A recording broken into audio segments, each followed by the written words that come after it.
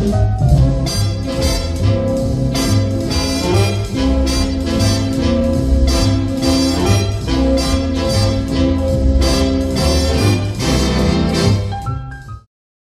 somebody who maybe you've heard about, Nathan B. Stubblefield, 1892.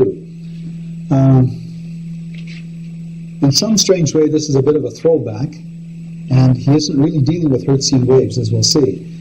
He's a farmer in Murray, Kentucky, and in 1892, he rigs up some kind of demonstration that's associated with magnetic induction loops. But the important thing about it is that he plants these things into the ground to provide him his electric source, and he calls them an earth battery, without which he would never get the distance out of these things and the telephone signaling back and forth from the transmitter to the receiver. So although it's an inductive loop and it's a telephone-type system, a wireless telephone-type system, it's firmly dependent upon ground conduction. But he's so taken by it, and the people around him who see it are so impressed that he proceeds forward, and in 1898 he patents a wireless telephone transmission coil, which is this kind of arrangement. However, as you can see, we're dealing with magnetic induction, we're dealing with ground conduction currents, and we're not really dealing with Hertzian waves or radio wave phenomenon. And so the system, unfortunately, is not radio.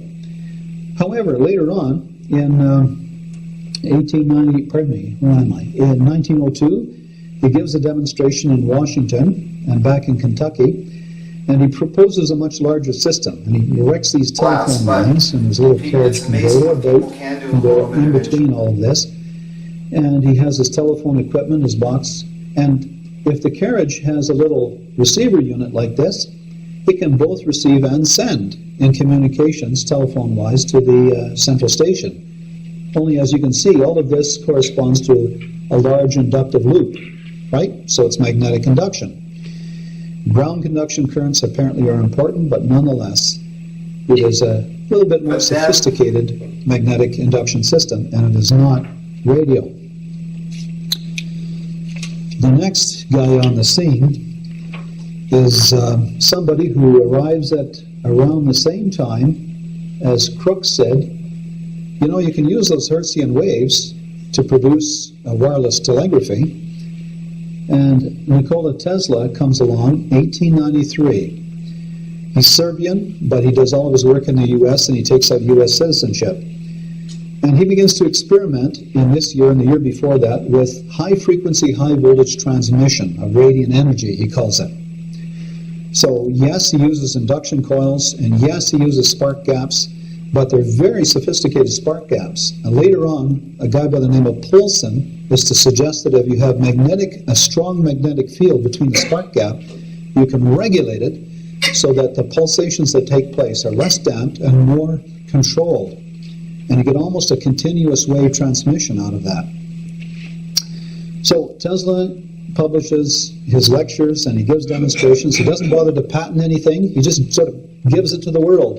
So here are all my ideas, and he gets up and he presents them, and they're printed in technical journals. They're published around the world. And Tesla isn't thinking about recognition or about commercial rights or any of that. He just offers it as a gift to mankind.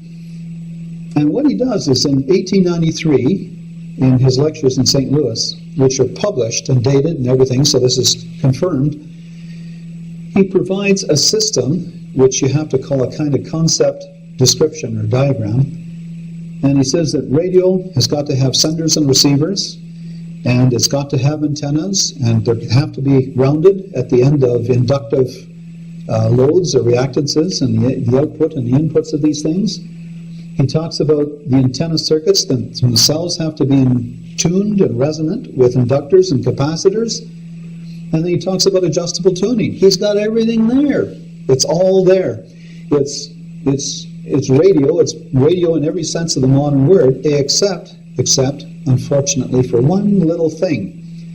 In this paper, he spells all of this out, but he doesn't bother to say much about how you would transmit signals through this apparatus. On the stage, he has a demonstration where he sets up the transmitter type and the receiver type, And he shows the transmission of radiant energy, even the use of that radiant energy and lighting up light bulbs and reactive circuits and so on are under performance from this transmission.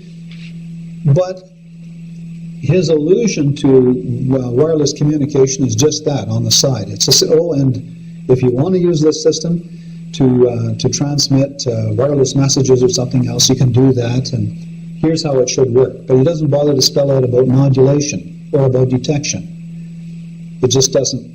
It's not of his interest. He's primarily interested in the wireless transmission of radiant energy. And the transmission of messages, and that is kind of like on the aside. So in 1897, he decides that he'll file his first patent. It's done in the U.S., and it has to cover both radiant transmission and reception. And this is what that system looks like. It doesn't look like anything like a radio set yet, but really all the principles are there. You have two spherical type antennas, like charged spheres. Then you have down here a high frequency generator, and Tesla had produced an alternator that could turn it at such a rapid rate it could produce 20 kilohertz of sine wave power, and that would drive the primary of this specially wound induction coil, and you had a spiral wound secondary on that, one part grounded and the other part elevated as an antenna. Now the thing is that the way these things are cut and designed, that is the coil and the winding capacitance of the thing, are adjusted so that they in fact are tuned and are resonant at a certain frequency. And his receiver is the same thing in reverse, only with a load on it. You know, L representing lamps and M representing reactive loads, motors, that kind of thing. Is it radio? Well, it sure comes close because he's got it all there. But again, he doesn't spell out specifically what he does for modulation and detection.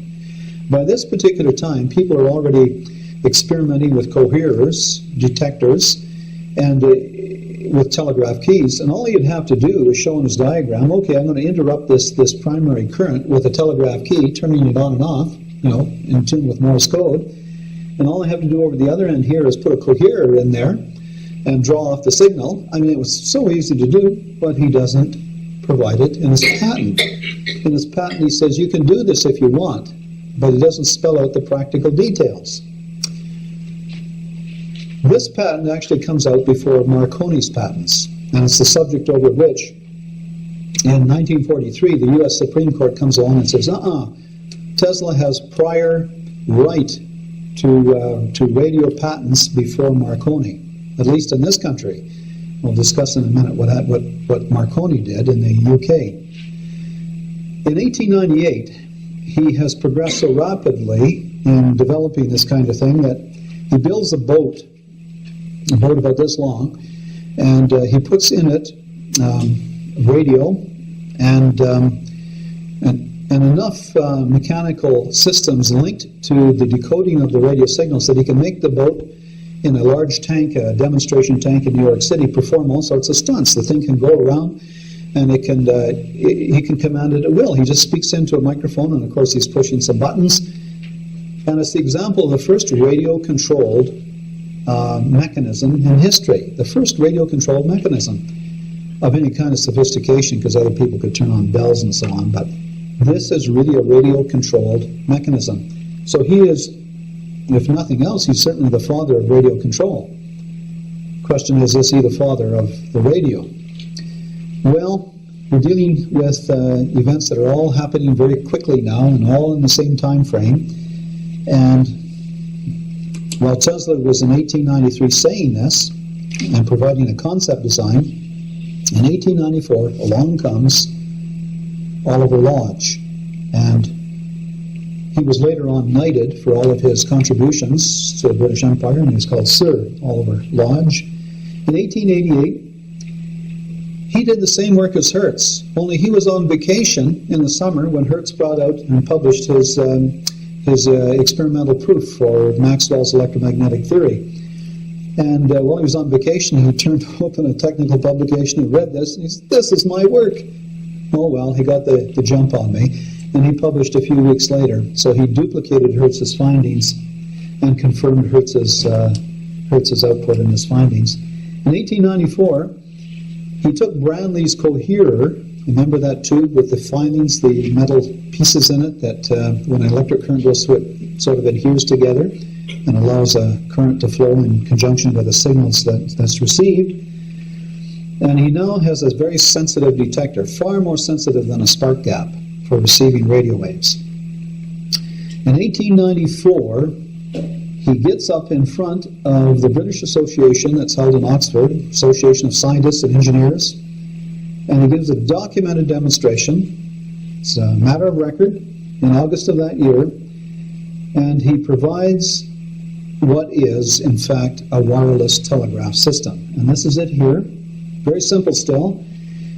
A key that interrupts the primary circuit that drives an induction coil, produces a high voltage or a high tension, a spark gap with an antenna and a ground, radiated field, and its Hertzian waves. And it goes across, this is the coherer, or the detector, which triggers a relay. And then he also has a kind of a trembler device on this, which is, he calls a decoherer.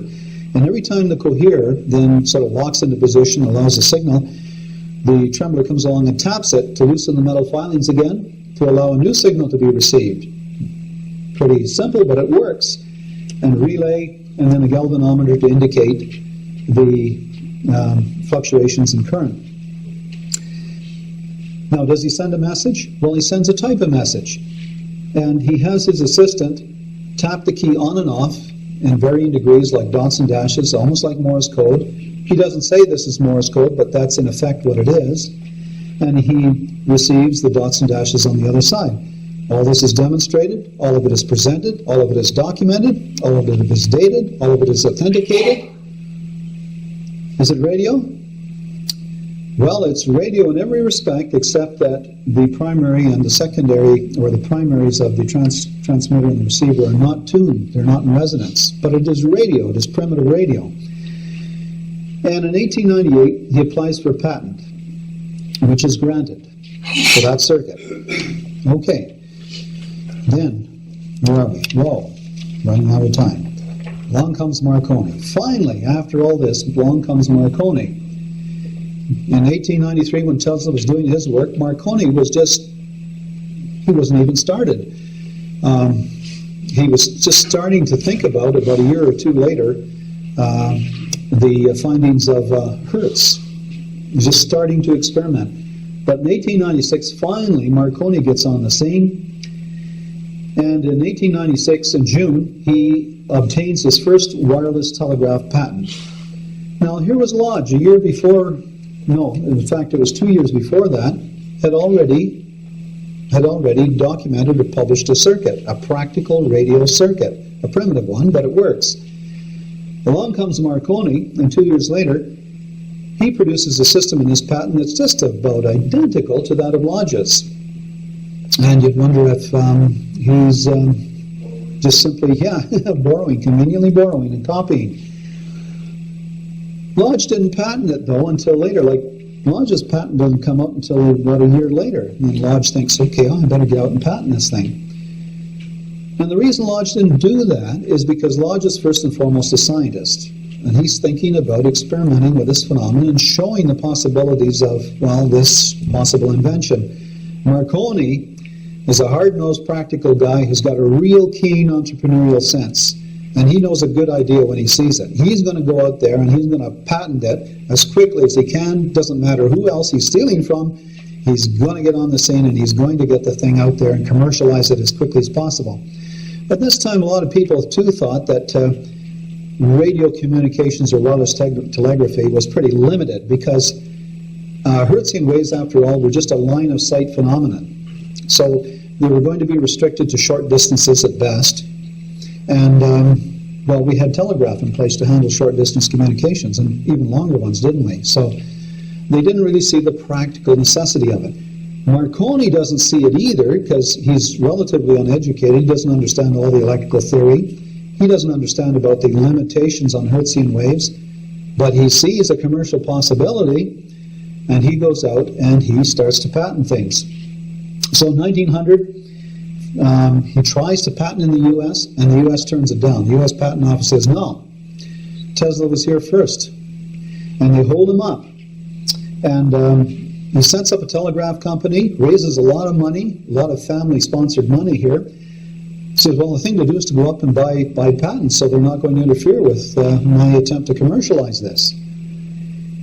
And in 1900, Marconi obtains his famous patent 7777. 7777? Yes, 4 sevens.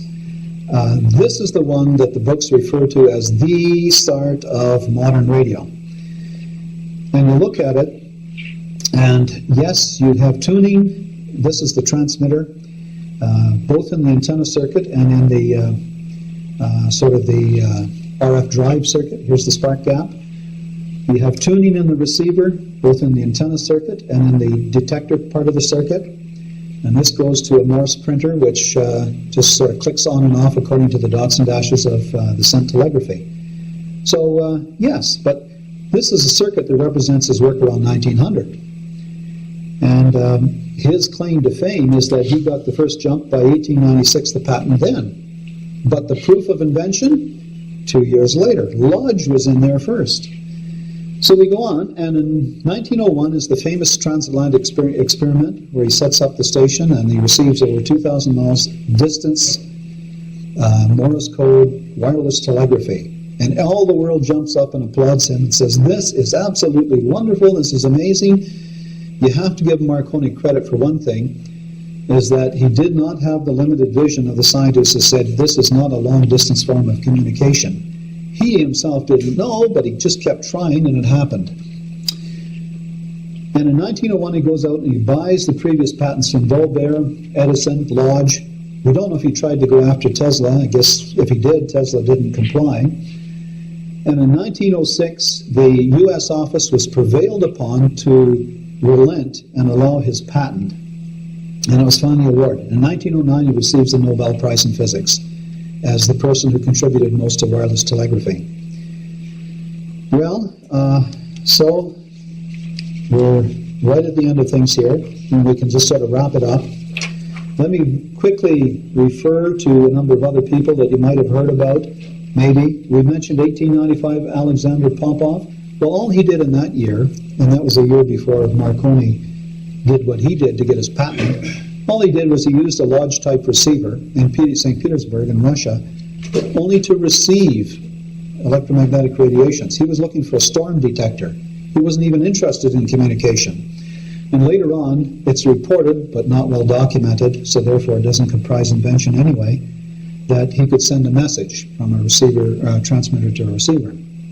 1895, actually it was a little bit before Popov, this fellow Bose in India, in Calcutta, transmitted waves from a transmitter to a receiver that rang a bell. And it wasn't a message, it was just a turn-on type thing to indicate that he had received an electromagnetic radiation. He even ignited gunpowder at 1 mile. That was interesting.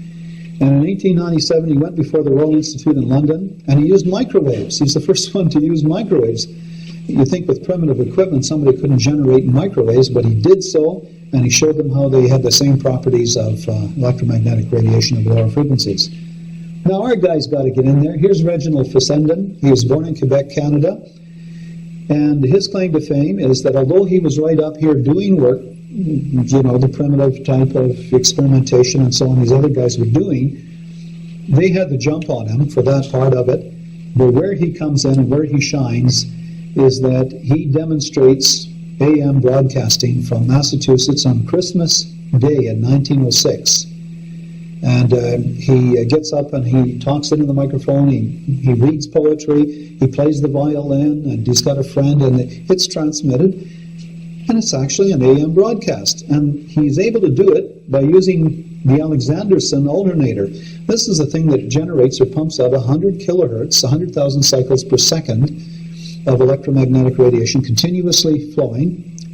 and controlled, but he's able to modulate that with the broadcast message he's got.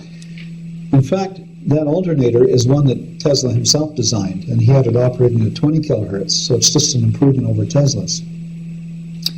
Who else? Well, 1904, John Fleming invents the diode, and this is the beginning of the electronic age. And in 1905, next year, Lee de Forest invents the Audion, the first triode, the first amplifying tube. The diode is used as a detector, an even more sensitive detector than the coherer. So let me wrap it up, last slide, by saying this. The greatest events in radio. I say, in view of all of this, the invention of radio is shared between two people, Tesla, who produced the concept design in 1892, should be 1893 perhaps, and Lodge, who produced the first practical circuit that Marconi later on stole, or at least duplicated and patented in 1894. With those two things together, you've got everything that comprises modern day radio communication. It's all there between these two people before Marconi.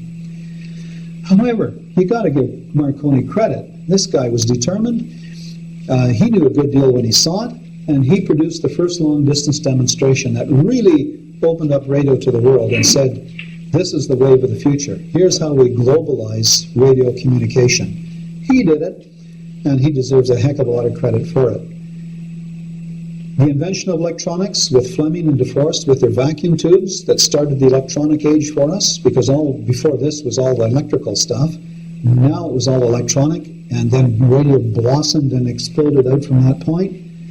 And you've got to say that AM broadcasting, produced by Fessenden, our own Canadian guy, he did all of his work in the U.S., but he was Canadian, in 1906, was the other big major event of early radio. So that's it. That's my presentation. That's what I would like to suggest is the way it happened and who should be given the credit. And I thank you for your attention.